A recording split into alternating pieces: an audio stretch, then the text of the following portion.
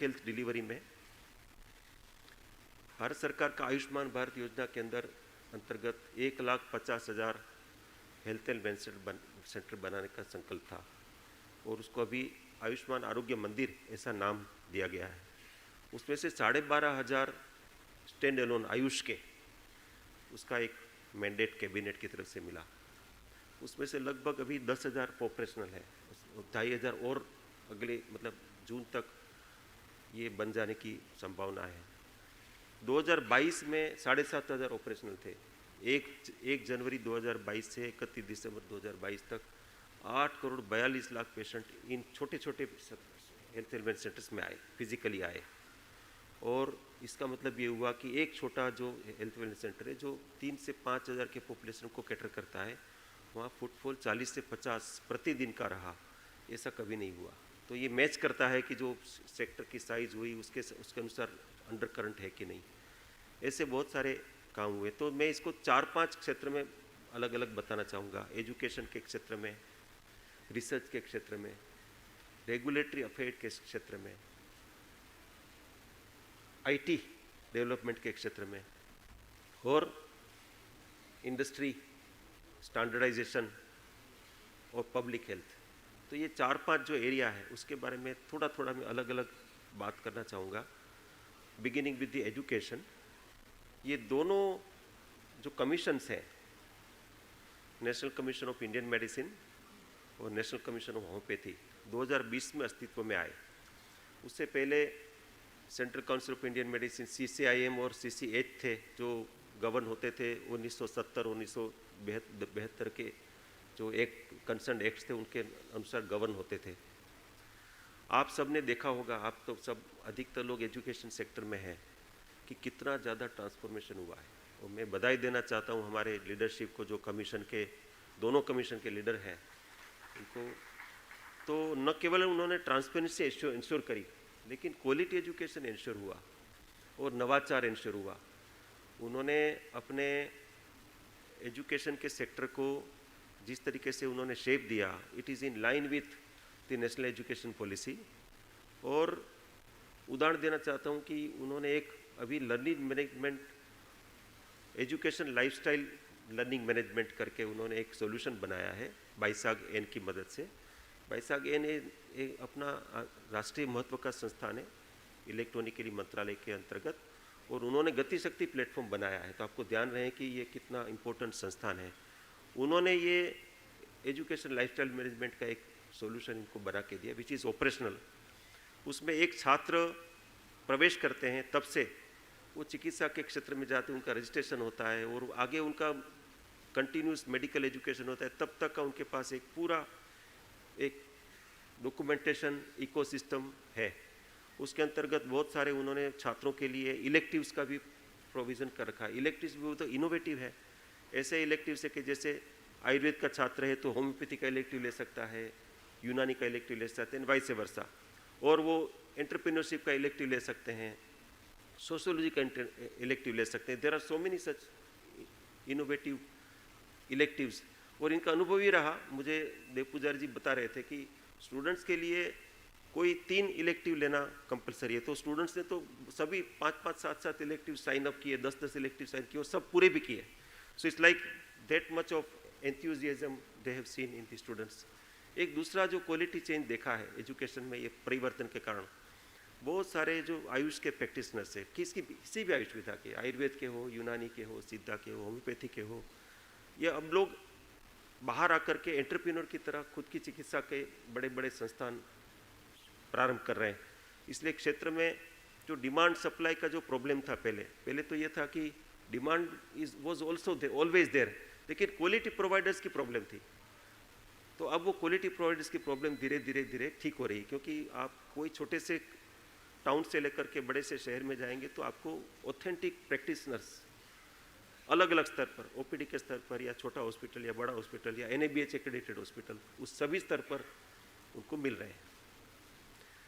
तो ये एजुकेशन को छोड़ करके आप जब इसको ये ट्रांसलेशन हुआ है इंडस्ट्री में, तो इंडस्ट्री को भी आप देखिएगा, 2 तरीके के इंडस्ट्री हमारे पास है, या तो मैन्युफैक्चर है तो सर्विस है।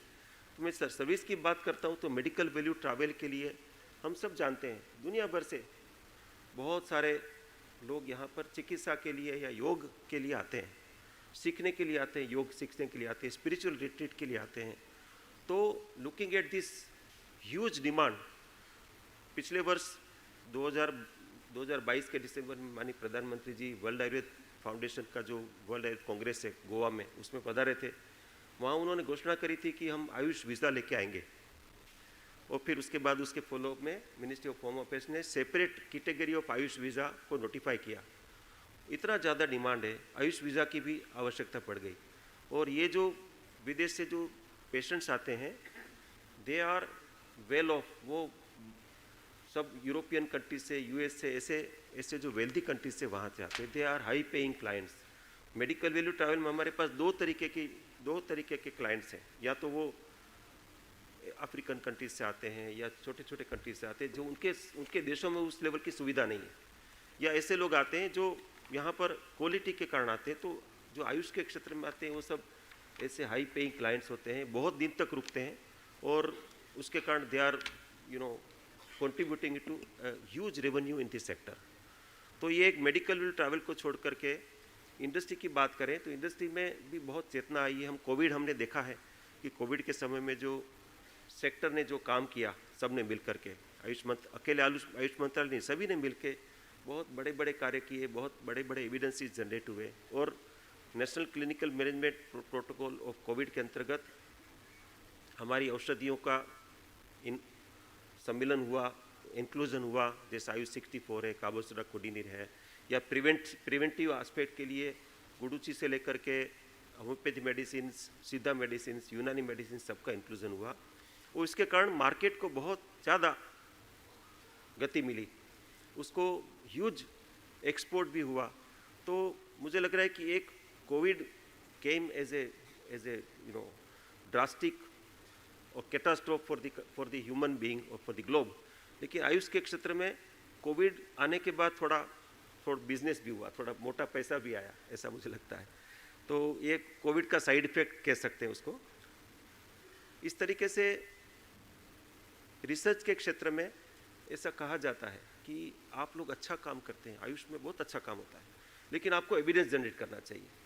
तो वो उसमें कुछ कमी तो हमारी है कि हम ठीक प्रकार से डिसेमिनेट नहीं कर पाते, कि एविडेंस तो बहुत सारे हैं, लेकिन कुछ उनकी कमी हो सकती है कि वो देखना ही नहीं चाहते जो ऐसा कहते हैं। तो हमने फिर एक बहुत अच्छा प्लेटफॉर्म बनाया। You can look at that. Google पर आप आयुष रिसर्च पोर्टल टाइप करेंगे तो you can go to that index of a repository of publications in the area of AYUSH. 43,000 publications वहाँ हमने पोस्ट किए हैं, which is in searchable format.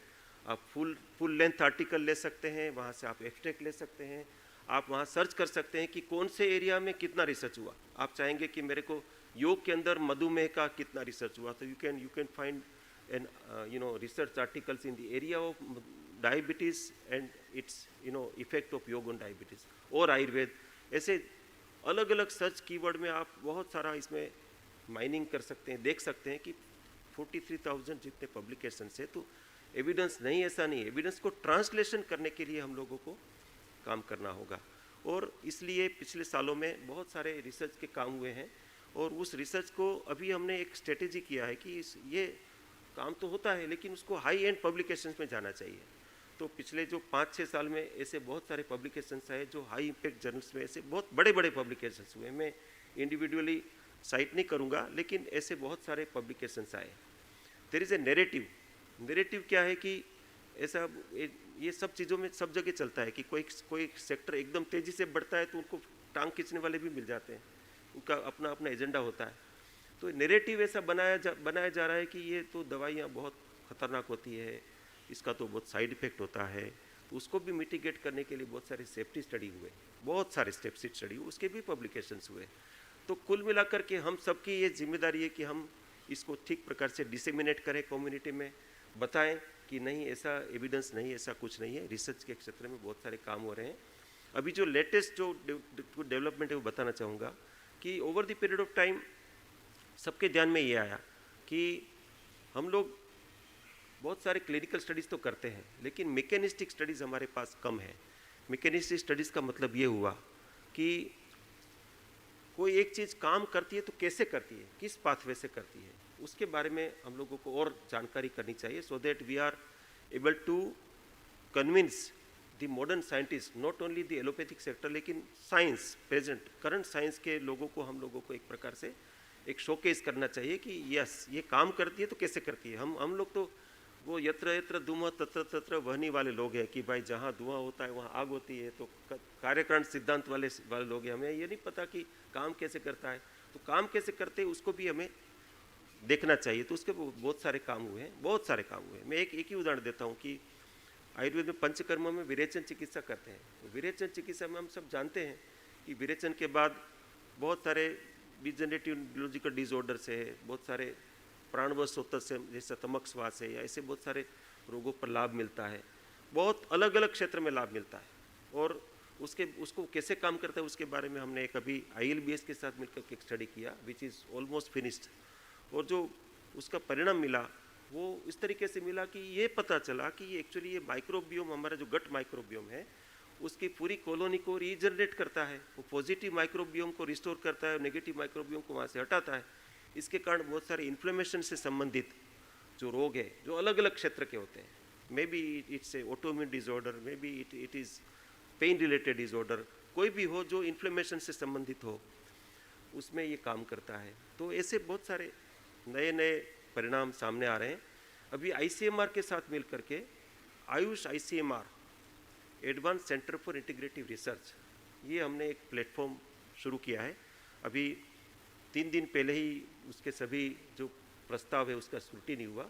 सभी AIIMS में एक ऐसे सेंटर को आयुष और ICMR मिल करके 50% फंडिंग ईच मिल करके हम अगले 3 साल में 20-20 करोड़ रुपया एक एक सेंटर को दे करके इसके एडवांस रिसर्च के लिए हम प्रतिबद्ध है। ये एक काम शुरू हुआ है। ऐसे ही आयुष मंत्रालय का एक प्रस्ताव था कि आयुर्वेद बायोलॉजी मतलब मैकेनिस्टिक स्टडीज़ के लिए हम लोगों को सेपरेट फंड चाहिए, तो भारत सरकार ने इसके लिए 250 करोड़ रुपया हम लोगों को अलग से पिछले दिनों में सैंक्शन किया है, उस पर भी काम प्रारंभ हुआ है।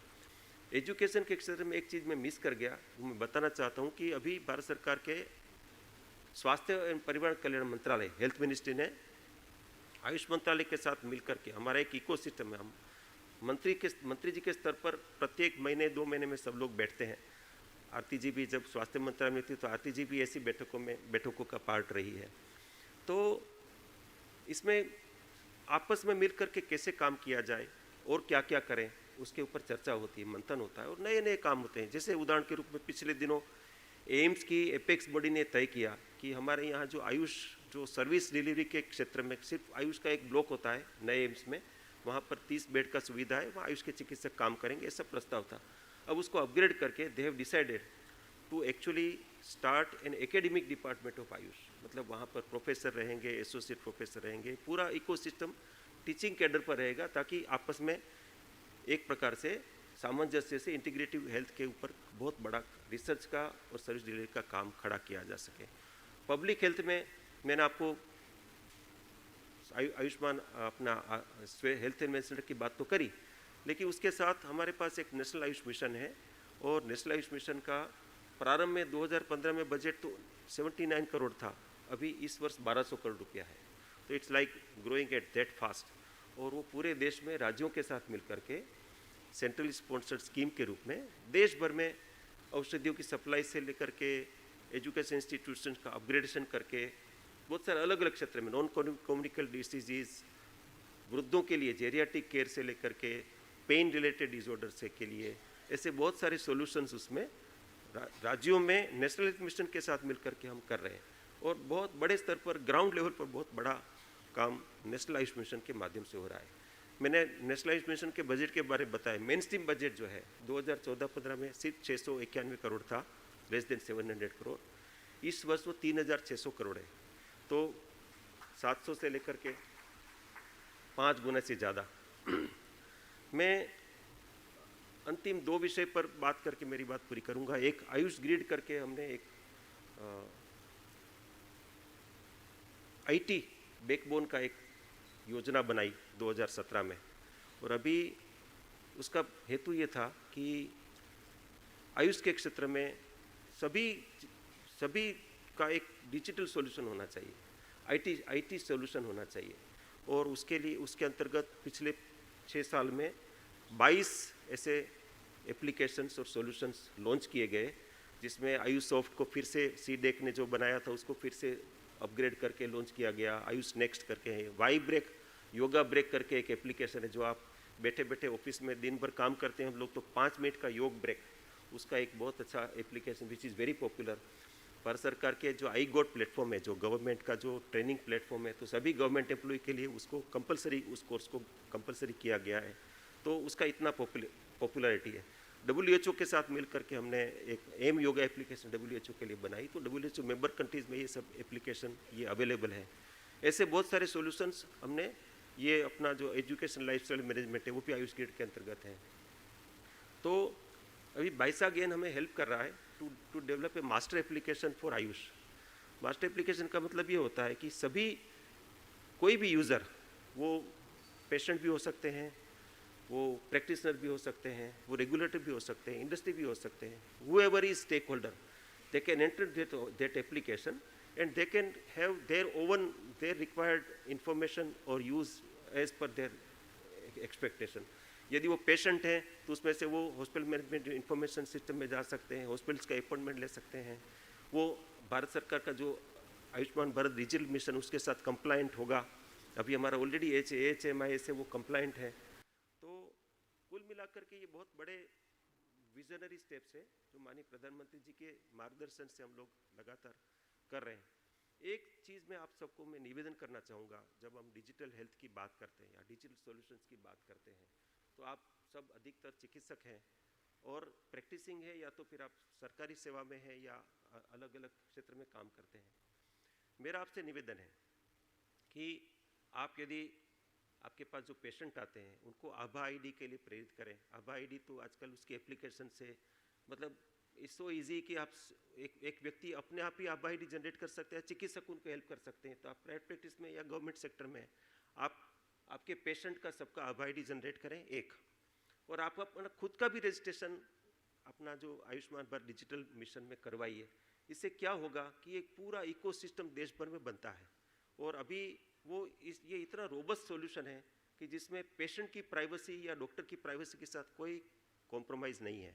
तो ऐसा ना सोचे कि हमने हमारा रजिस्ट्रेशन करा लिया तो हम जो कुछ काम कर रहे हैं, हम कुछ पेशेंट देख रहे हैं, वो सबको पता चल जाएगा, फिर इनकम टैक्स वाले हमारे घर में आ जाएंगे, ऐसा कुछ सोचने की ज़रूरत नहीं है। तो आप ज़रा इस प्रकार के इनिशिएटिव का ज़रूर आप लाभ लीजिए। अभी पिछले दिनों कैबिनेट ने एक और अप्रूवल दिया है, जो हमारे आयुष के अपना जो स्वास्थ्य मंत्रालय का DGHS है, director general of health services, तो उनका स्वास्थ्य मंत्रालय का एक इकोसिस्टम है कि उनके टेक्निकल के लिए सभी प्रकार के टेक्निकल रिक्वायरमेंट के लिए DGHS का पूरा कंट्रीब्यूशन के ऑफिस देश भर में है, और राज्यों के साथ मिलकर के स्वास्थ्य के लिए वो मिलकर के काम करते हैं, बड़े बड़े काम करते हैं। उनके अंतर्गत बहुत सारी संस्थाएं जैसे CDSCO है, सेंट्रल ड्रग कंट्रोल ऑर्गेनाइजेशन, ऐसे उसके अंदर एक आयुष वर्टिकल पिछले दिनों में शुरू हुआ, तो कैबिनेट ने उसके लिए अप्रूवल दिया।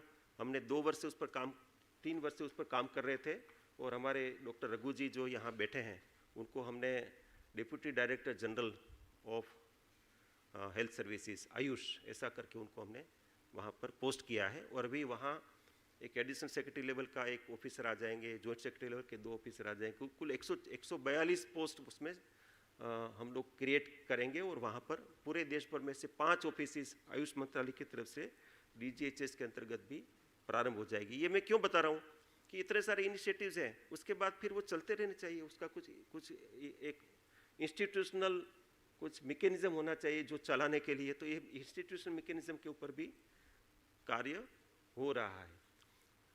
लास्ट में इंटरनेशनल कोऑपरेशन की बात करें, हम सबको पता है कि WHO का एक भारत के अंदर global centre for traditional medicine Jamnagar में प्रस्तापित हुआ है। अब आपको उसके बारे में बताऊं कि ये क्यों इम्पोर्टेंट है। एक तो it's only one in of such level of traditional medicine, दूसरा ये UN का ऑफिस है, WHO का ऑफिस है, भारत सरकार इसको सहयोग कर रहे हैं, it is UN outpost in India. तो किसी भी देश में, किसी भी डेवलपिंग कंट्री में UN का ऑफिस आज तक नहीं हुआ। जो भी UN का ऑफिस है वो सब डेवलप्ड कंट्रीज में हुआ। पहली बार ये भारत में UN का आउटपोस्ट जामनगर में स्थापित हुआ। तो जामनगर में उसका इंटरिम ऑफिस अभी हमने जामनगर के कैंपस में बना के दिया है, एंड बड़ा उसका कंस्ट्रक्शन भी प्रारंभ हो गया, जिसका फाउंडेशन स्टोन भारत सरकार में अपने माननीय प्रधानमंत्री जी और DGWHO ने साथ में मिलकर के किया पिछले दिनों। WHO के साथ मिलकर के बहुत नए नए काम कर रहे हैं। उसमें एक में इम्पोर्टेंट आपको एक दो इम्पोर्टेंट चीज़ें मेंशन करना चाहूँगा। आयुर्वेद, पंचकर्म, यूनानी और योग, ये चारों के benchmark documents for practice and benchmark documents for training, ये WHO ने पब्लिश किया है भारत सरकार के सहयोग से। आप उनकी वेबसाइट पर जाकर के इसको डाउनलोड कर सकते हैं। इसका सिग्निफिकेंस इसलिए है कि दुनिया भर में आयुर्वेद, योग और बाकी विधाएं बहुत तेज़ी से बढ़ रही है। अब वो रेगुलेटर्स के लिए मुश्किल है कि इसको कैसे करें, कैसे आगे बढ़ाएं, कैसे इसको रेगुलेट करें। तो WHO ने अपनी तरफ से पब्लिश किए डॉक्यूमेंट्स कि भाई ट्रेनिंग देना हो तो इतने घंटे के ट्रेनिंग के बाद इस लेवल का कॉम्पिटेंस होगा, या प्रैक्टिस करना हो तो इसमें पंचकर्म की प्रैक्टिस करना हो तो कौन सा SOP होगा, कैसे करना है, ये सब WHO ने ऑलरेडी पब्लिश किया है। ऐसे अभी 10 जनवरी को WHO और भारत सरकार ने मिलकर के ICD-11 के अंतर्गत ट्रेडिशनल मेडिसिन मॉड्यूल के अंतर्गत आयुर्वेद, यूनानी और सिद्धा के मॉर्बिडिटी कोर्स लॉन्च किए हैं। अधिकतर लोगों को पता है कि ICD-11 क्या है। ICD-11 ये स्टैंडर्डाइज्ड डायग्नोस्टिक कोड का एक सॉल्यूशन है, international classification of diseases by WHO। तो मॉडर्न मेडिसिन में it is very much common कि आप किसी डॉक्टर के पास जाते हैं, यदि वो डिजिटल सॉल्यूशन यूज़ करते हैं तो आपके लिए एक डायग्नोस्टिक कोड होता है। उस कोड को एंटर करने पर सभी चिकित्सक को पता चलता है कि इनका निदान क्या है। तो अभी हमारे पास भी ये सॉल्यूशन आ गया। WHO में ये 3.5 वर्ष में ही भारत सरकार ने मिलकर के WHO ने लगभग 28 देशों ने उसमें कॉन्ट्रीब्यूट भी किया और ये पब्लिश हो गया। तो अभी क्या है कि नाउ दिस इज स्टैंडर्डाइज्ड, और आप यदि डिजिटल सॉल्यूशन यूज़ कर सकते, विच इज़ अवेलेबल, फ्री में अवेलेबल है, छोटे से चिकित्सक से लेकर के सब लोग इसको यूज़ कर सकते हैं। यदि आप इसको करते हैं तो आप न केवल आप बहुत बड़ा डाटाबेस जनरेट करते हैं अपने पेशेंट का, लेकिन इंश्योरेंस सेक्टर के लिए भी आप एक प्रकार से स्टैंडर्डाइज्ड मॉड्यूल्स प्रोवाइड कर सकते हैं। आप बहुत बड़े एविडेंसेस जनरेट कर सकते हैं। एक कम्युनिकेशन लैंग्वेज हम जनरेट कर सकते हैं कि यदि हमने वात व्याधि कहा तो वात व्याधि को वहाँ एलोपैथिक में क्या कहेंगे, या हमने संधिवात कहा तो यूनानी में संधिवात को क्या कहेंगे, या सिद्धा में संधिवात को क्या कहेंगे, या एलोपैथी में संधिवात को क्या कहेंगे। Is a one stop module for communicating with each other, इस तरीके का ये सॉल्यूशन है। तो ये ऐसे बहुत सारे कार्य हुए हैं पिछले दिनों में, और मुझे ये बताते हुए बहुत आपको हर्ष हो रहा है कि इन सब चीज़ों में भारत सरकार में मैं इतने वर्षों से काम करता हूँ, तो मेरा व्यक्तिगत अनुभव ये है कि बहुत फ्रीडम है वहाँ काम करने की। हमारे माननीय प्रधानमंत्री जी और हमारे मंत्री जी, हमारे अभी उद्घाटन में माननीय श्रीपाद नायक जी आएंगे, पहले आयुष के मंत्री थे, उसके बाद अभी सर्बानंद सोनोवाल जी जो हैं वो असम के पूर्व मुख्यमंत्री हैं और वो अभी कैबिनेट के मिनिस्टर हैं, और अभी स्टेट मिनिस्टर डॉक्टर मुंजपरा जी हैं। वो आप देखिए कि सिर्फ 9 वर्षों में इस मंत्रालय का अपग्रेडेशन, पहले स्टेट मिनिस्टर थे इंडिपेंडेंट चार्ज, उसके बाद अभी कैबिनेट रैंक के मंत्री भी है, स्टेट लेवल के भी मिनिस्टर हैं। तो कुल मिलाकर के ये एक प्रकार से कमिटमेंट ऑफ गवर्नमेंट बताते हैं कि आप न केवल सेपरेट मिनिस्ट्री बनी, न केवल बजट मिला, न केवल काम करने की स्वतंत्रता मिली, लेकिन उसका अपग्रेडेशन भी हुआ। अपग्रेडेशन इस लेवल पर होने से बहुत सारे फैसिलिटेशन भी हो रहे हैं। मुझे पता है कि ये सब चीज़ें नीचे तक ट्रांसलेट भी हो रही है, और बहुत सारा ऐसा काम भी हो रहा है। जैसे मैं एक उदाहरण दूँ जिसका अभी मैं कोट नहीं करूँगा बहुत ज़्यादा, क्योंकि अभी रिजल्ट्स आउट नहीं हुए। नेशनल सैंपल सर्वे को हमने कहा था कि आप आयुष का कितना पेनिट्रेशन वो बताइए। नेशनल सैंपल सर्वे ऑर्गेनाइजेशन ने देश भर में सभी जिलों में एक एक ब्लॉक में सर्वे किया, लगभग 1.5 लाख फैमिली तक पहुँचे वो रिजल्ट्स हैं वो पूरा मैच करते हैं इसके साथ, जो इकोनॉमी की साइज़ बढ़ी, या पेशेंट नंबर्स बढ़े, या फुटफॉल बढ़ा, या सर्विस सेक्टर की बढ़ोतरी हुई, उसके साथ इसको मैच करता है। तो ये एक प्रकार से it is a very very strong undercurrent. इतना स्ट्रॉन्ग अंडर करंट भारत के इतिहास में कभी नहीं देखा गया, और this should be considered as an opportunity for this sector.